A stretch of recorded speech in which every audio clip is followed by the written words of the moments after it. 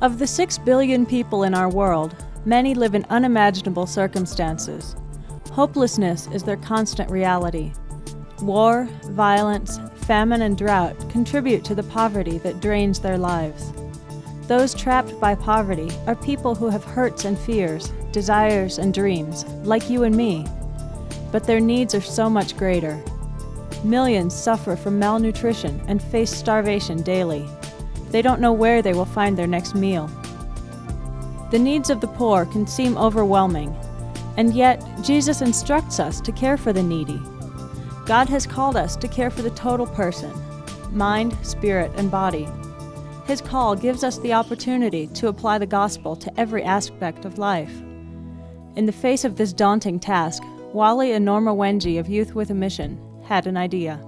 I think the first time that we thought of something like Gleanings for the Hungry was out of the work that we did in Thailand, where we worked with the refugees for some 3 months, and then the revelation of all the fruit and vegetables that's thrown away in this valley really constitutes the gleanings of this valley.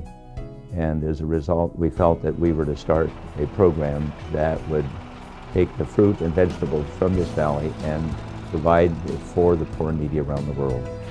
In the United States alone, nearly 100 billion pounds of safe, edible food is thrown away each year by retailers, restaurants, and farmers. Gleanings' first season in 1982 saw 105,000 pounds of peaches and nectarines processed, which produced 12,000 pounds of dried fruit. Today, Gleanings processes up to 150,000 pounds of fresh fruit per day. In a season, this becomes more than 250,000 pounds of dried fruit. The fruit that we give Gleanings is actually fruit that's just blemished or it's a little bit overripe. They're fruit that if we put them in a box and ship them to a store to sell, they would look ugly or they'd rot or decay before people could buy them. So it's just fruit that isn't quite good enough visibly, but internally the fruit is every bit as good as the fruit we sell. Normally, this fruit can't be sold because it doesn't meet North American market standards. It is then thrown away or fed to animals. Some people give their fruit to cows to eat, but we'd rather give our fruit to people. These donated peaches and nectarines are trucked in from growers and packers in the area. Fruit that is too small or overripe is discarded, while the rest are cored and halved. Volunteers help sort, throw out the cores, and place the fruit on wooden trays. After being sulfured for 4 hours to preserve the color, the trays are placed in the field for 4 to 7 days to dry in the sun. The dried fruit is packed into buckets, sealed, and ready for shipment. Refugees, orphans, and other needy people are thankful when they receive the gift of the sweet fruit, eating it straight or adding it to breads and other recipes. Gleanings also produces a dehydrated soup mix of vegetables, spices, and textured soy protein. This adds vitamins and protein to the diet of many who are otherwise unable to acquire nutritious ingredients. 2 weeks ago, they sent out the first shipment of soup to Indonesia. And I just had tears in my eyes, knowing that I made the soup that those people get to eat. Gleanings also receives donations of other food products that are shipped along with the dried fruit and soup mix. We've received a wide variety of donations in the past year, ranging from currants, raisins, prunes, energy bars, cereal, baby food, rice, wheat. The kind of products that we can use have to be shelf-stable products that can be shipped. It might take 2 to 3 months to get to its destination, and then it can be in a destination where they have no refrigeration, and it's very hot, so it needs to be shelf-stable product. Gleanings partners with many other Christian organizations to ship and distribute the food. This allows them to not only meet the physical needs of hurting people, but more importantly, to share the good news of the gospel, God's love in Jesus Christ. The food has been distributed to many parts of the world, and our heart is that it goes into nations where there's no social safety net. And so we distribute to a lot of countries like Russia, Moldova, Ukraine, Kazakhstan, as well as some has gone into Mongolia, into North Korea, Indonesia, and a number of South American countries as well. So it goes all over the world.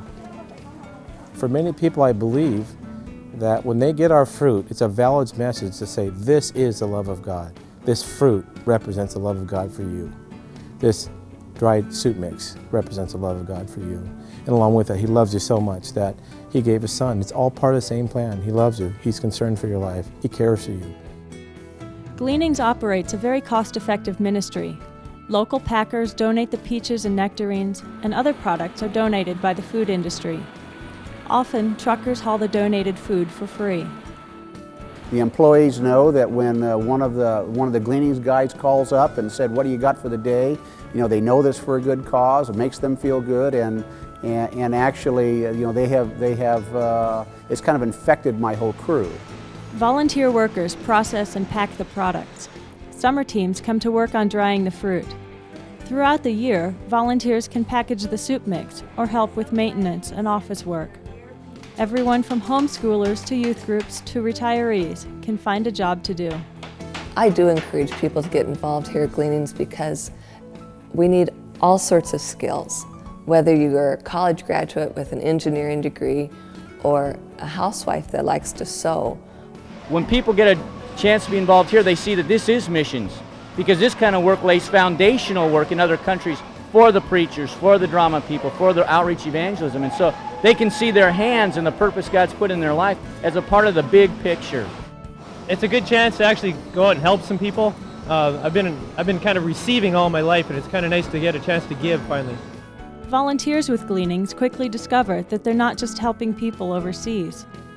I think one of the key effects that Gleanings has had here at the local level and on our own congregation is to help us to have a world vision.